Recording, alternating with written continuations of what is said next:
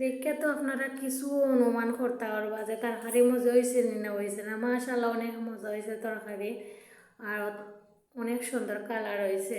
Hello everyone, আসসালামু আলাইকুম। আপনারা কিতা সকল ভালো আছেন? আশা করি আপনারা সকল ভালো আছেন, আর আমিও ভালো আছি আলহামদুলিল্লাহ। তো আজকে আমি শোল মাছ আর আলু দিয়া বন্ডাম। দুই চামচ মরচর গুঁড়া, তার বাদে লবণ আর দইনার গুঁড়া দিয়া বলা করি খসানি ওর। তো হালকা একটু পানি দিলাম বলা করি যাতে খসানি উড়ি যায় করিয়া মজা হয় তরকারি। তো আমি আবার একটু বালা করি কষানি লাগে। আমার সরুতে ছোটো মাছ খাই না, খালি বড় মাছ খাই। তো আসলে ছোটো মাছ খাওয়া পালা, আর এটা হচ্ছে আউরি মাছ।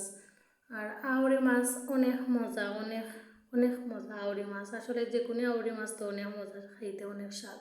তো আসলে তো আমরা সব সময় আউরি মাছ পাই না, আর ওদের মাছ আই না খাই, তো আর খাওয়া লাগবো, ঠিক আছে না? আর আসলে আউরি মাছের শিরা ফোটাইনও মজা কথাই আছে না। তো আসলে মাসাল্লাহ অনেক মজা তরকারি হয়েছে।